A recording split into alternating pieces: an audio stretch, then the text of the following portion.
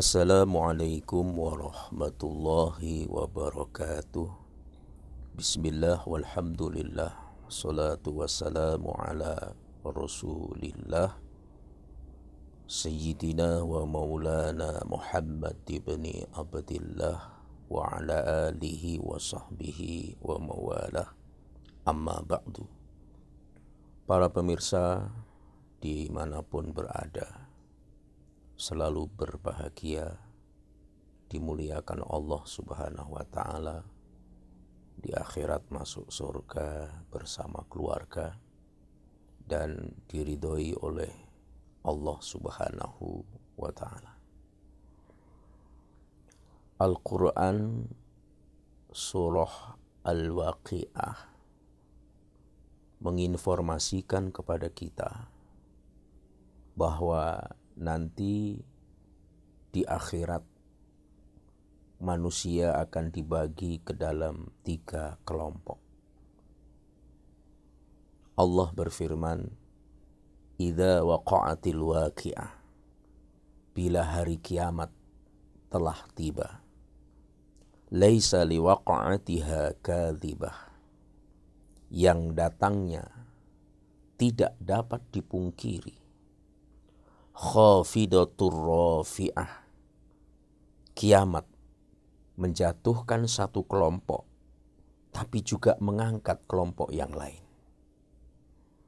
Nah, ternyata nanti di hari kiamat, di yaumul kiamah, ada manusia yang diangkat, dimuliakan, dihormati oleh Allah.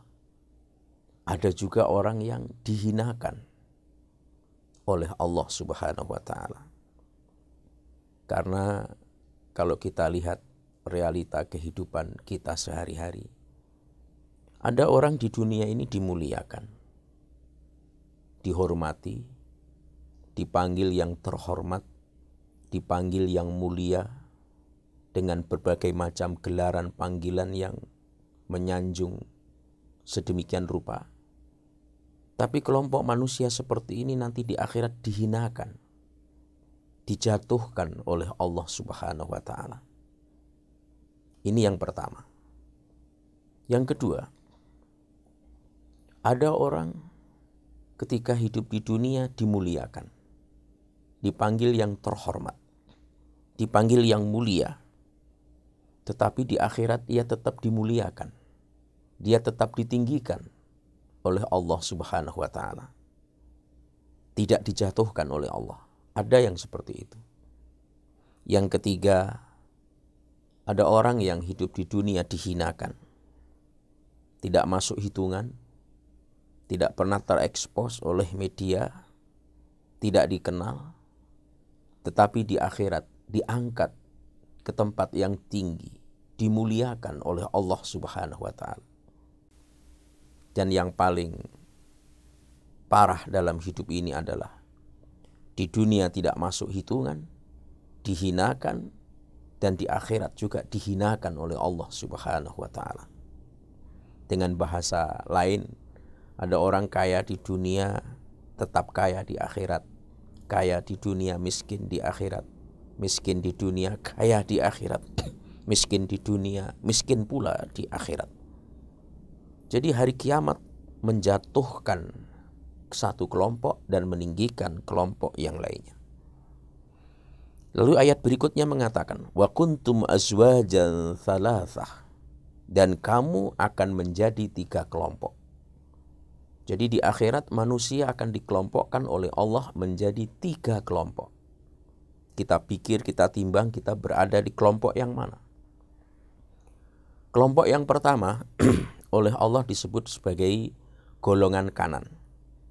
Fa ashabul maimanah, ma ashabul maimanah, yaitu golongan kanan. Alangkah mulianya golongan kanan itu. Siapa golongan kanan itu? Di Suratul Waqi'ah diterangkan dengan detail, dengan panjang lebar.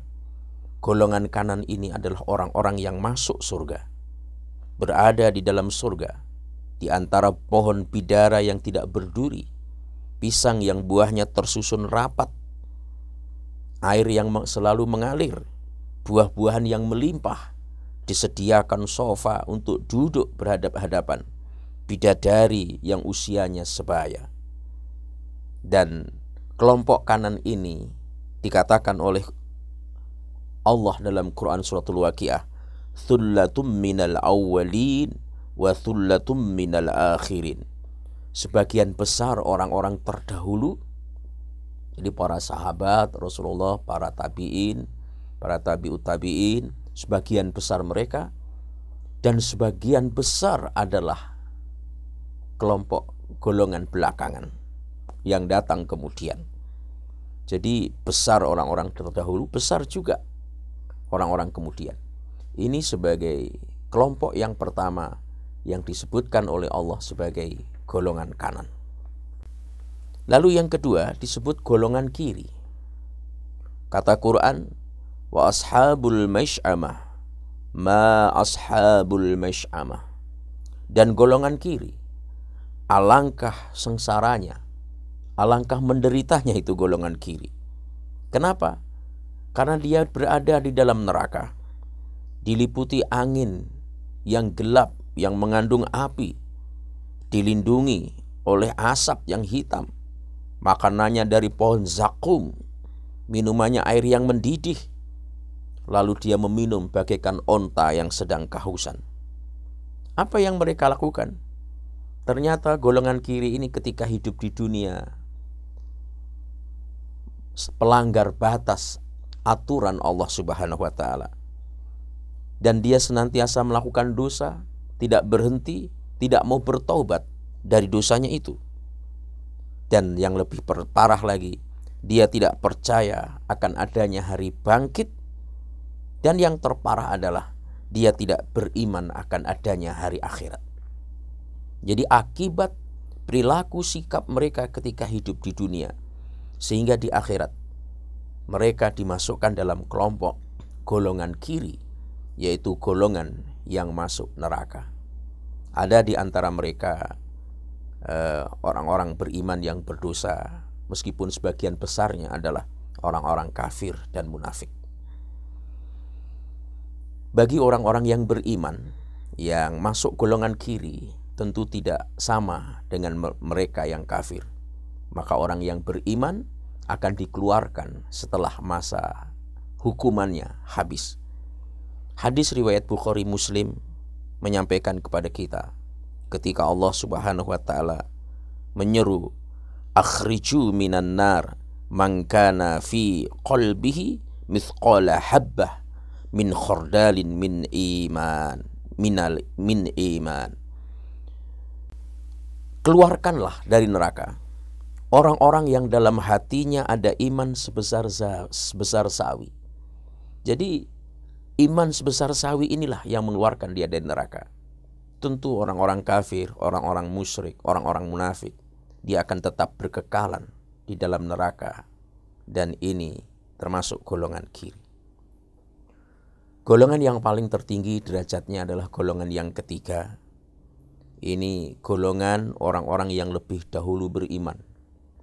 Ini kelompok VVIP, very very important person. Golongan tertinggi. Siapa mereka? Kata Quran, wasabiquna as-sabiqun ulaikal muqarrabun. Yang lebih dahulu beriman, lebih dahulu masuk surga, merekalah orang-orang yang terdekat dengan Allah Subhanahu wa taala. Masya Allah. Jadi mereka kelompok VVIP, kelompok orang-orang yang terdahulu beriman, yang dekat dengan Allah Subhanahu wa taala, fi jannatin na'im, di surga yang penuh dengan kenikmatan. Siapa saja mereka? Kata Quran, thullatum minal awwalin wa qalilum minal akhirin. Sebagian besar orang-orang terdahulu dan sebagian kecil orang-orang yang datang kemudian.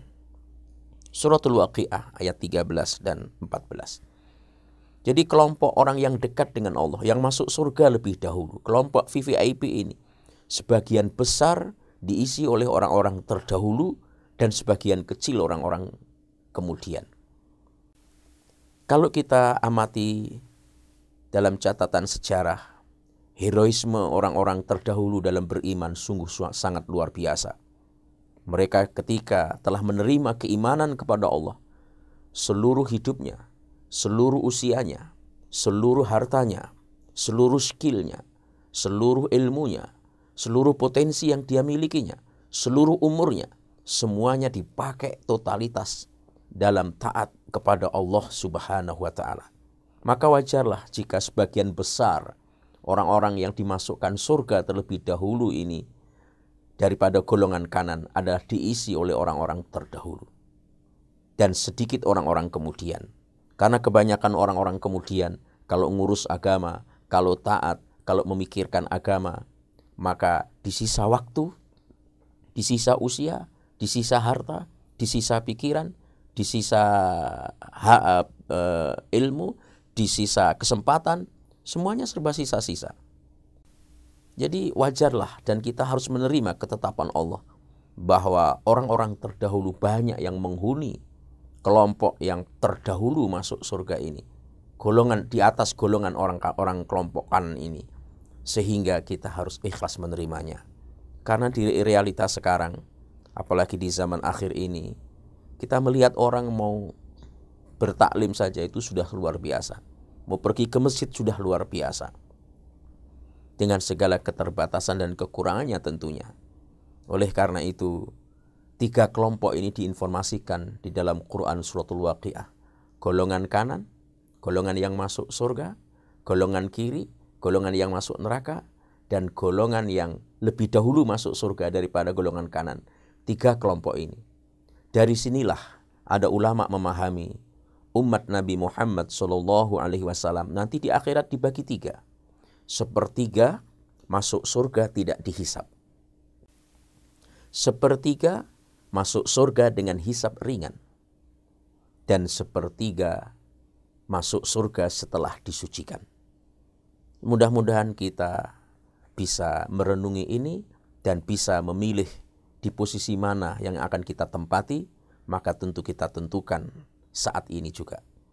Oleh karena itu, mari kita berserius, bersungguh-sungguh dalam hidup ini, agar kelak kita dimasukkan dalam kelompok orang-orang yang digolongkan dalam golongan kanan, dan jika memungkinkan yang mendahului golongan kanan masuk surga, yaitu yang dekat dengan Allah Subhanahu wa Ta'ala. Ini dapat kita baca di Suratul Waqiah. Semoga bermanfaat. Mohon maaf. Wallahu waliyul muttaqin. Assalamualaikum warahmatullahi wabarakatuh.